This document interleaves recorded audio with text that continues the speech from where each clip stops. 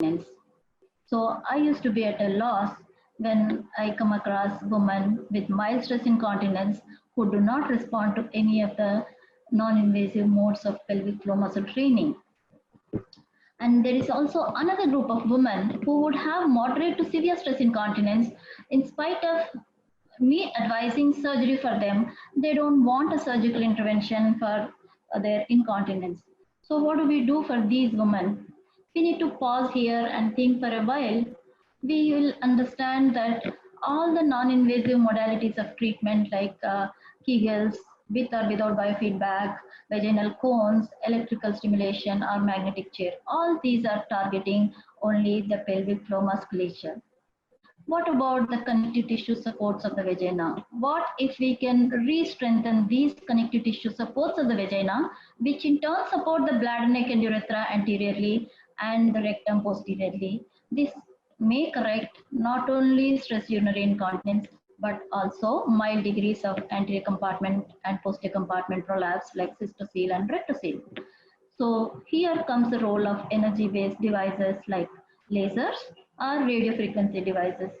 Both of these have more or less the same mechanism of action. By means of thermal energy in the vaginal tissues, these energy-based devices would stimulate synthesis of new collagen, and also by means of collagen remodeling, they would re-strengthen the damaged connective tissues. Let me now share my experience with one of the energy-based devices. I've been using fractional CO2 laser for the last 2 years.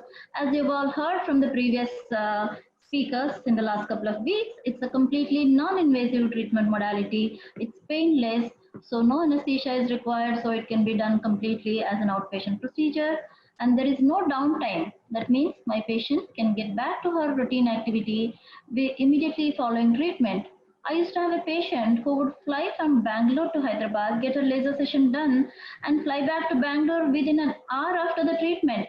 That shows how simple and how safe this procedure is. But how does this work? The laser beam is passed through a diffractive optical element, you can see here, and this diffractive optical element will pixelate the laser beam into micropixels, which reach the target tissue at a density of 81 micropixels per square centimeter.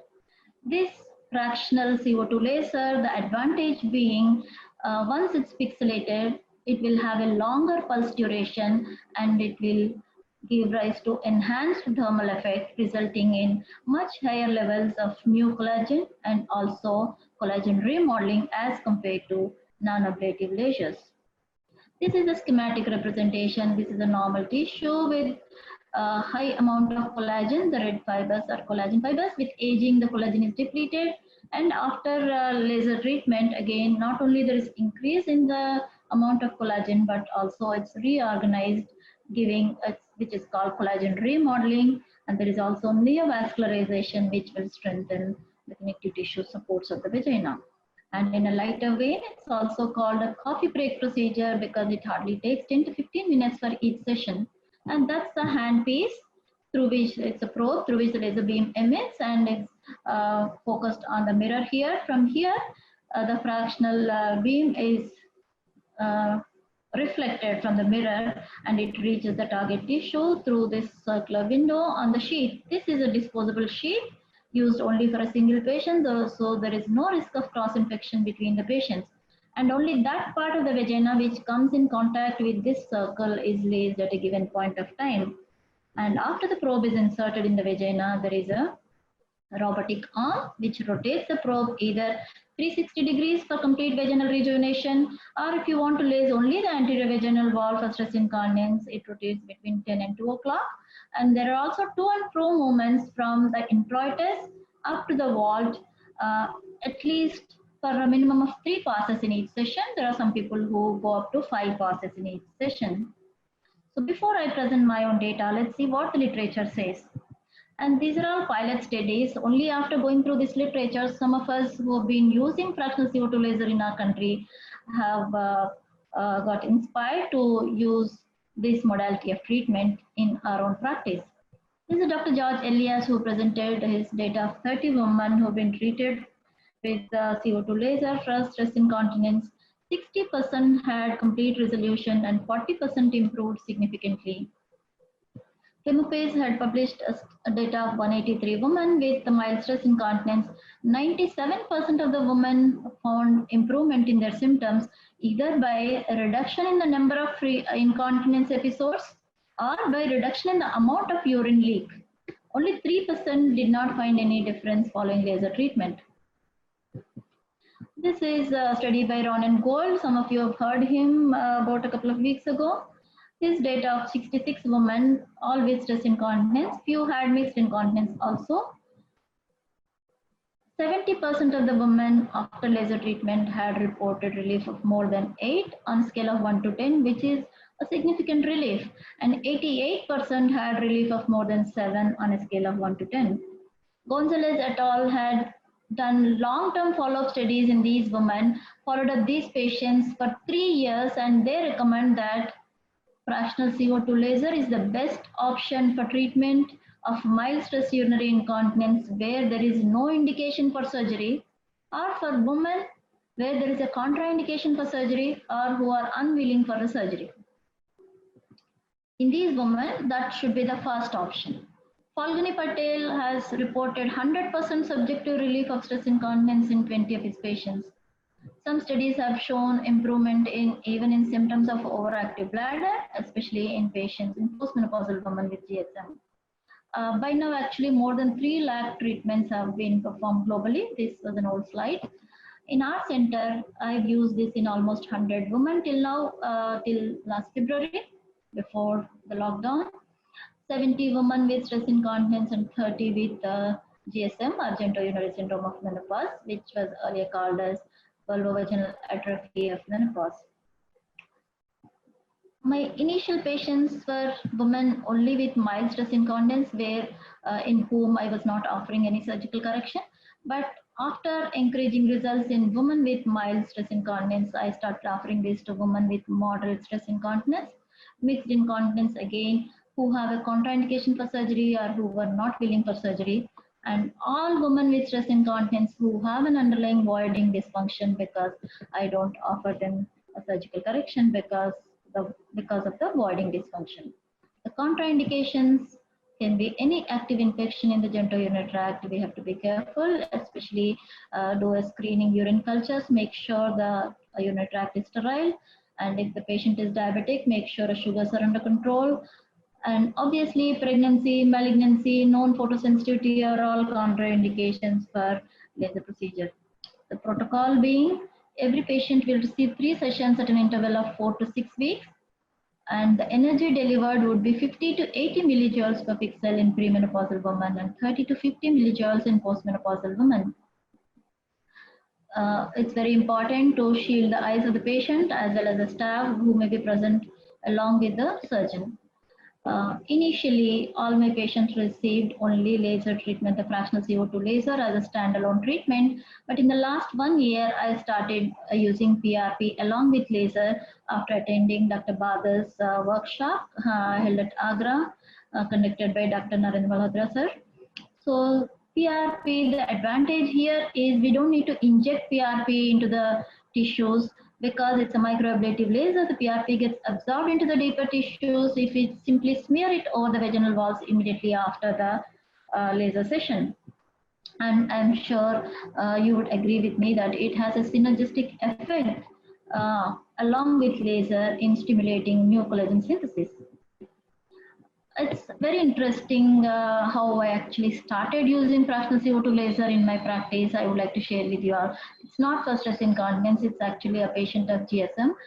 I had a 72-year-old lady with genitourinary syndrome of menopause, and my treatment for the last 2 years using all sorts of treatment which Dr. Ragini has elaborated in her last talk. Topical estrogens, systemic estrogens, multiple course of antibiotics. She actually presented with severe burning at the vulva, and she was not getting relief with any of the treatment options that were available. So when I heard about this fractional CO2 laser, I offered this, and I told her tech savvy son to go through the literature and come back. And with informed consent, I offered this procedure to her, but not really expecting too much out of it. I was really skeptical in the beginning about the functional benefits of this fractional CO2 laser. But when this patient came back after a month for follow-up, I was surprised to hear from the patient that for the first time in the last 2 years, she was completely free of her pain.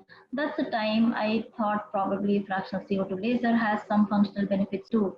And then I offered this to my first patient of stress urinary incontinence, who was a 30-year-old multiparous lady with mild stress incontinence, not responding to pelvic floor muscle training, and but she wanted some definitive treatment for a religious indication. She was not able to kneel down and offer prayers. Again, with informed consent, I treated her with laser treatment. After 2 sessions, she became completely dry, and now she's happy. Earlier, she was not able to lift her child who was 2 years old. She used to leak urine whenever she lifts the child, and now she is able to lift the child, also able to perform prayers in kneel down position. She is under my follow up for the last 2 years, received even one memory session. With such encouraging result, I offered this to my second patient who had moderate stress incontinence. Actually, initially I offered her a transobturator tape, but she is on anticoagulants and is not willing to stop the medication. So with, again, after informed consent that she may not be completely dry after this treatment, I treated her with CO2 laser. Though she did not become completely dry, she had about 40% relief, but she's happy because she doesn't need to use pads any longer, which she used to use earlier. My another patient was morbidly obese lady with mixed incontinence. I was hesitant to operate on her because of her obesity. There can be high perioperative morbidity, and there will be suboptimal results because of mixed incontinence. And I treated her with laser. Her stress incontinence is completely gone, and she is now on antimuscarinics for her urgency incontinence, and she is a happy soul now. A total of 70 women I've treated for stress incontinence, 45 with mild and 25 with moderate stress incontinence. And of all women with mild stress incontinence, 75% patients reported relief of more than 8.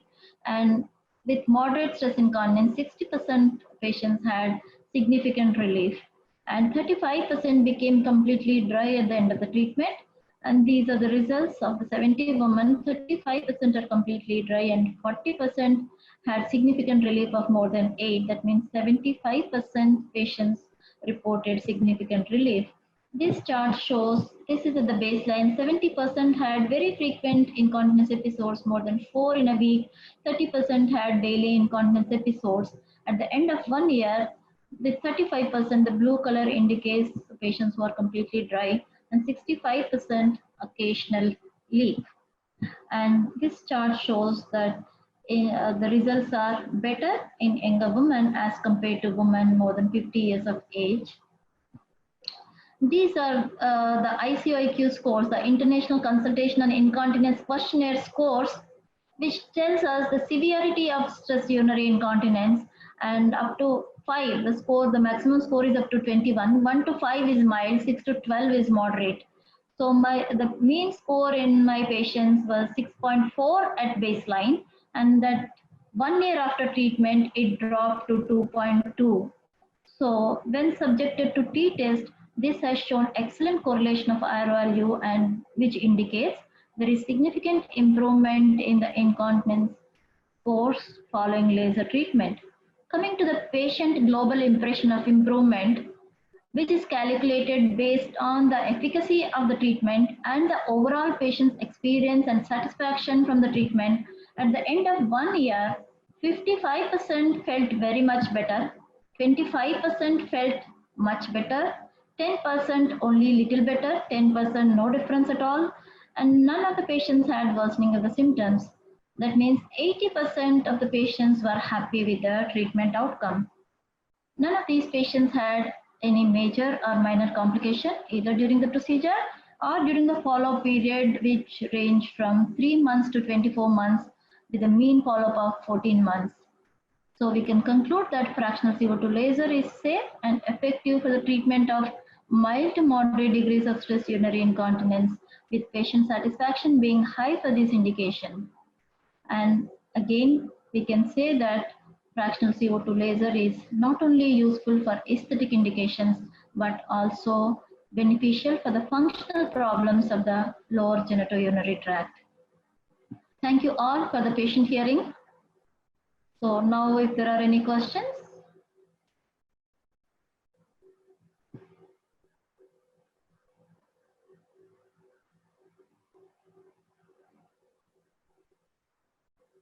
Ankita, am I audible? Hello? Yes, ma'am. You are on.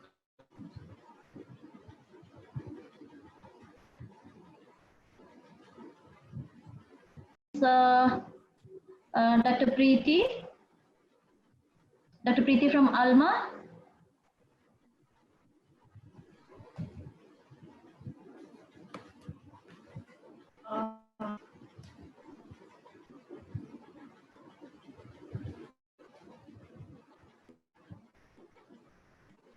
Dr. Preeti, are you there? Hello?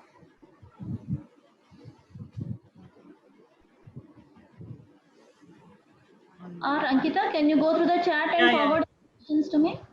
Yes. You can read them out for me. Yeah.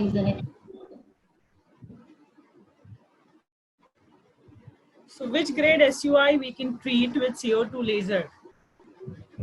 See, initially I started using this for mild stress urinary incontinence, which gives almost complete relief. But for women with moderate stress incontinence, the relief is partial, though some others have reported very good relief even for moderate stress incontinence. But since I do midurethral slings routinely, I've been doing, I offer moderate laser for women with moderate stress incontinence only if they are reluctant for surgery, or if there's a contraindication for surgery, or if a woman has an associated voiding dysfunction. Though we cannot expect 100% these patients to become 100% dry after moderate stress incontinence, they would get significant relief, making these women their lives definitely better after laser treatment. As I said, one of my patients was using pads, though her relief was not 100%. She is happy that the severity of leak would definitely decrease even in women with moderate to severe stress incontinence. Ma'am, am I audible right now? Yes. Ma'am, this is Preeti from Alma. Am I audible now? Yes, yes. Yeah. Ma'am, so the next question, thank you for your inputs on the previous question. Ma'am, what is your experience on SUI in adolescents and what is your choice of treatment is one of the questions, ma'am. Yeah. Adolescents up to 18 years, we do not do any surgical intervention, neither the laser treatment. So we need to actually, in adolescents, the urodynamic stress urinary incontinence is a bit uncommon. So we need to rule out any other cause of urinary incontinence. We have to screen their urinary tracts, do their ultrasounds, see if they have any underlying infection or if they have any underlying neurogenic bladder.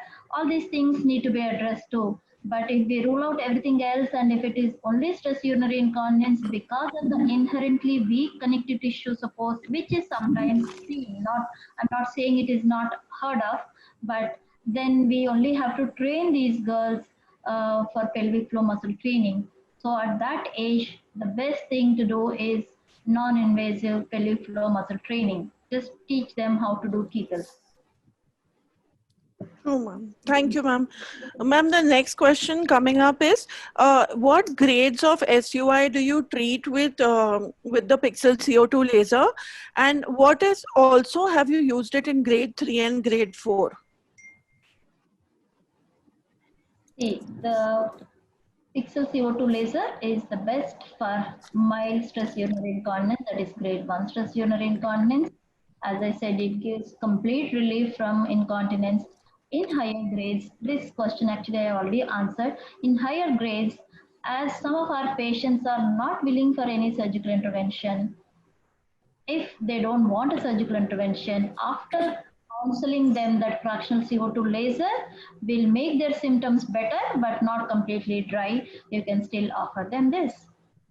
But only after counseling that this is not going to make them completely dry. Ma'am, any age limits for undergoing this laser treatment? No, stress urinary incontinence actually, we usually treat up to middle ages, up to 50s and late 60s. But my oldest patient to undergo fractional CO2 laser was for GSM. The indication was genitourinary syndrome of menopause. The oldest patient was 83-year-old who had been brought to me in a wheelchair because it's very common in them in that age group, the senile vulvovaginal atrophy or genitourinary syndrome of menopause. And if they're not responding to any other treatment option like estrogens, or where estrogens are contraindicated, sometimes the cancer survivors where we don't want to give estrogens for vulvovaginal atrophy, this is the best treatment I would suggest. True, There is ma'am. no limit. I've treated 83-year-old lady without any complication whatsoever. Ma'am, at what duration do you call your patients for the repeat session? Is one of the questions. Repeat means the first three sessions or the booster sessions you're talking Uh, about. So so, the ma'am, booster sessions are placed at an interval of 4 weeks to 6 weeks. right. Thank you, So ma'am. yeah. Ma'am, one of the doctors would like to share that she had a 70-year-old patient with a fibrosed, I don't know, ma'am, fibros not specified, with using an old TBT tape. She had a complete recurrence of all urinary symptoms. So the doctor has used suburethral PRP as laser was contraindicated, and all because of the TBT tape and the fibrosis. But she had a very good response still. What is your opinion in this, ma'am? Can you share anything on this? Is the question, ma'am. See, I'm using PRP only after laser sessions, not as a standalone therapy as an injection, suburethral injections. Though I've heard from some of my colleagues who use PRP. But even if there is a, even after sling surgery, the midurethral sling surgery, laser is not contraindicated. I don't know why laser was not offered, but since you got your, good results with PRP, that shouldn't be a problem. But again, you need to repeat the sessions of PRP probably every 6 months. Or True, ma'am. So, ma'am, CO2 post delivery, when can be advocated, and especially after a vaginal delivery, when do you advocate it? see, within 6 weeks after normal vaginal delivery, this can be started. Like, till then the patient can follow Kegels exercises, but there is no hard and fast rule. Like six weeks, like that's the time of postpartum, normal postpartum period. So True, anytime true, weeks we can do laser true. treatment. Make sure that there is no local infections, no vaginal infections, and then Ma'am, how do you classify your patients whether they require surgical or non-surgical intervention? first stress urinary incontinence. Yes, ma'am. As I said, only by clinical grading. So patient's symptoms, how much is the urine leak, the ICIQ scores would tell us,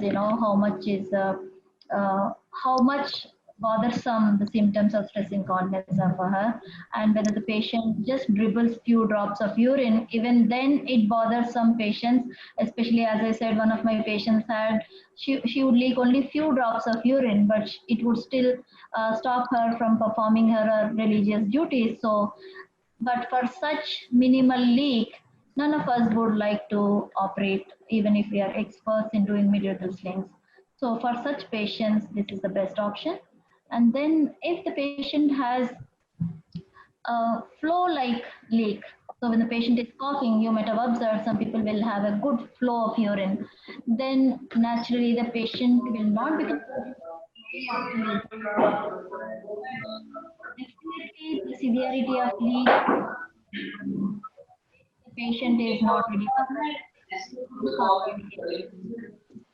And even after failed midurethral slings, we have used this and with good results.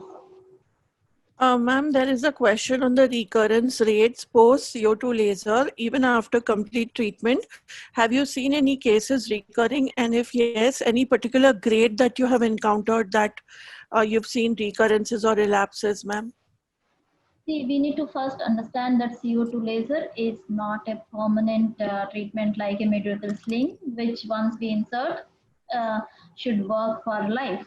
this fractional CO2 laser, the mechanism of action is by the strengthening of the connective tissue supports. And with aging, again, the connective tissue becomes weak. So we need to give the memory sessions at the end of 1 year, after 3 sessions, 1 year, one session, and after 2 years, probably repeat the whole three courses, the 3 sessions. So we, as and when it is indicated, we may have to repeat, but not earlier than 1 year intervals. Ma'am, the next question is, in your treatment sessions, ma'am, how many passes do you give in every session? And would you prefer to increase the energy after every pass? See, 3 passes with each session, and the energy actually, the first pass only we need to see how much the patient can tolerate. So we go to maximum. I usually go up to 80 millijoules. There are some of my colleagues who would even go up to 100 millijoules, but usually I limit my energy delivery to 80 millijoules. And so in the first pass only, we have to see how much the patient can tolerate and continue the same in the rest of the passes. I would like to add something in it, Dr. Lalita. There is some people, they reduce the energy with the in subsequent passes, which should not be done. And ideally, in the first pass, when you are giving the first session, in the first pass, you can see how much energy a patient can tolerate and try to reach to the higher energy. Like in my case, I go till 80 to 90 in first time only, but I increase it in the second or third passes. And by the you come to second and third session, I never reduce it, because there was some confusion initially that the energy has to be reduced. I did it in 1 or 2 cases and the results were not good. So I would strongly recommend that do not reduce the energy in the second and third session. Otherwise the effects will come down. You have to maintain the same energy levels in the second, third session. Actually, in the first session itself, determine how much your patient can tolerate. Go to the maximum energy you can deliver to that patient. Also, in the second and third session, the energy one can tolerate is much more, because the healing has already begun. So if your patient is able to tolerate only 50 in the first session, in the second session, try to go till 70, 80, because her fear will be less, and also because of rejuvenation, her pain will be less. Yeah, that's mainly for, that actually holds true for women with GSM. For women with only stress urinary incontinence in the premenopausal woman, the pain is not really, they can tolerate the same amount of energy even in the first session. Yeah. And the lower 1/3 only is pain sensitive. So after you cross 1/3, then you can just go till 80, 90. But if she is very old lady, around 70, 80, then you need to go a little low, around 50, 60 probably. Yeah, that I've actually presented in one of the slides. The postmenopausal, we use the lower energy levels up to 50 millijoules. Ma'am, there is a query on how much are your procedure fees for every session? I didn't get for you. every session, ma'am. What are your fees, procedure fees? See, I own a private practice, so my charges are flexible. As long as I can recover the charge of the probe, I'm not even talking about the laser machine. As long as the probe is covered, because each patient we will use one disposable probe for all 3 sessions. So depending on the affordability of the patient, I actually charge varying from 20,000 for whole 3 sessions to 20,000 for each single session. So it all varies depending on the patient's affordability. So we can't actually deny treatment for any patient just because they can't afford. As long as we have it with us, and if the patient needs, then we have to offer the patient whether she can afford it or not. As long as the patient can afford, as long as the patient can afford to buy the probe. Ma'am, one of the doctor wants to know, in GSM, how do you find the results? Actually, I'm much more happier with the results in GSM than with stress incontinence, except mild degrees of stress incontinence. That's how actually I started using this. And since See, after we exhaust all the conservative treatment options for GSM like estrogens, systemic, local, and then lubricants, even phytoestrogens, and nothing else. And there are some women where we can't give these hormones because of their past history or family history of malignancy. So for them, fractional CO2 laser, I would say, is the boon. There is nothing else which would work like fractional CO2 laser for these women. Actually, after a single session only, most of them get well. Dr. Bhatia, you've raised your hand. Ankita, please, can you unmute Dr. Bhatia so she can go ahead with her question? Dr. Rupila Bhatia. Yeah. I think she is not able to hear. She has sent a message to me that she is not able to hear. Oh.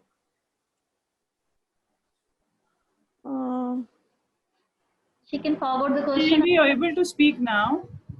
Dr. Rupila, can you hear us? Maybe you can take the question. Can she hear us at least? Ma'am, Dr. Patel would like to share with everyone that post-therapy bladder diary and bladder behavioral therapy has very good results. It has got very good results in urgency incontinence. Bladder behavior is So, usually right, ma'am. See, in all the patients, we have to do a multifactorial therapy. It's not only just one. You have to give, if you give laser, it's going to rejuvenate the local area. But then behavioral therapy is very important. Sometimes hormonal therapy also has to be added. And many times in my practice, I use PRP as well. And I've found very good results in severe incontinence as well. But you have to tell the patient that she has to maintain a good weight, and then she has to take care of yourself. She has to keep doing exercises, and she has to get rid of a habit of going to pass urine. Many people, they start passing urine every half hourly, every 1 hour. So bladder is an organ which gets untrained very early. So all these things anyway has to go along with your treatment, whatever you are doing. Yeah, this bladder training is actually indicated, and we advise this bladder training for women with overactive bladder and urgency incontinence, along with not only bladder retraining, but we also advise bladder diet, what we call to avoid, all of you know, avoid citrus fruits, avoid fizzy drinks, avoid spicy foods. All these things, we call it a bladder diet, which is very useful for women with urgency incontinence. But many of our women have a mixed incontinence. They have both stress urinary incontinence as well as urgency incontinence, where weight reduction definitely gives them much needed relief without any further intervention. Ma'am, there is also a comparative question on your opinion between EMSELA and other devices like Pixel CO2 in cases of SUI. So electromagnetic chair versus CO2, if you could share your experience or your opinion, I ma'am. don't have any personal experience of using it. Dr. Preeti Zinder from Chandigarh, she has EMSELA at her workplace. I think she can enlighten all of us. I don't use EMSELA in my practice at all. Yeah, because now, thanks, Dr. Lalita. I'm using both EMSELA and CO2 laser. So what I have realized is that with EMSELA, usually, if it is a mild incontinence and also there is pelvic floor dysfunction like a prolapse, first degree and second degree prolapse, it really helps. If it is a moderate to severe incontinence, then definitely I always prefer CO2 laser. And now in my practice, I'm combining both the things in many patients because mechanism of action is different. You can't compare apple with peaches. See, EMSELA works with another mode of activity that is known as HIFIM. In this highly electromagnetic field is applied and the waves are given leading to supramaximal contractions. In CO2 laser, pixelated CO2 laser is being given for the rejuvenation of the local area. It leads to increase in elastin and collagen, and EMSELA leads to increase in the muscle strength. So depending on what a patient needs, we have to give them the therapy. So both have their own place, but you have to choose the patient properly. Actually, as I said in one of my slides, MCELA is a high intensity focused magnetic waves which will stimulate the pelvic floor muscles to contract repetitively where the patient is not able to do it on her own. So this is one aspect. And as I said, the connective tissue re-strengthening is another aspect. Both have a synergistic effect. MCELA will strengthen the pelvic floor muscles, whereas fractional CO2 laser will strengthen the connective tissue supports. So both of them theoretically should have a synergistic effect if you can offer both these mechanisms or both these modalities to your patient. Yeah. Because they are not really, competitive. They complement each other. Yes, absolutely. If you have to choose one device, then definitely CO2 laser is better. Yes. True, ma'am. Ma'am, so these are the questions so far. And there is a question on the cost of the Pixel CO2, which Rohit can address, ma'am, from Alma Medical. I would like to add one more thing. Sure, ma'am. That urodynamic study, nowadays we are not advocating urodynamic study because stress incontinence or any form of incontinence, what the aim is, it is about improving the quality of life. So the patient who is getting relief, they themselves, they come and tell you that they are having relief. And as the age increases, usually it is a mixed incontinence and not purely stress incontinence, as Dr. Lalita said. Usually, I have done a big study on the prevalence and we have submitted to a journal. So we have studied more than 1,000 women and about the prevalence of incontinence. And we have found that as the age increases, it is stress, urge, and mixed incontinence. So in these cases, whatever, suppose a patient comes to you with a problem of incontinence, do not worry if you do not have a urodynamic study tool with you. You can just help her by giving the treatment, and then she will let you know whether she is getting relief or not. See, as I said, urodynamics is not mandatory for these women, especially if you are planning a non-invasive treatment modality like CO2. Yes, absolutely, absolutely. If you are planning a surgical correction like mid-urethral sling, birch, or pubovaginal sling, we need to do a urodynamic study to make sure her voiding is normal. As I said, many of these women have a voiding dysfunction. Unless it's corrected, we are not supposed to operate on these women. Yes, absolutely. Non-invasive But I modality, have stopped doing all the surgical procedures since the CO2 laser and non-invasive techniques have come. So if you use it very properly, you will see that it is really, really very helpful to the women. And as Dr. Lalita said, every year give one memory sitting and they are very good. And you can follow them 6 monthly about how they are doing. Over to you, Dr. Lalita. Yeah, thank you again, everyone. And Ankita, any more questions? Dr. Preeti, any more questions? Ma'am, yeah, that was the last one, ma'am. Thank It was you, very ma'am. nice. Thank you, Dr. Lalita. Very beautiful presentation. Yes, absolutely. Thank you, Dr. Lalita, ma'am, and thank you, Dr. Preeti Jindal, as well, for your insights. And we thank all of you all for being here and spending your time for this wonderful webinar. Thank you. Thank you. Thank you, Vishal.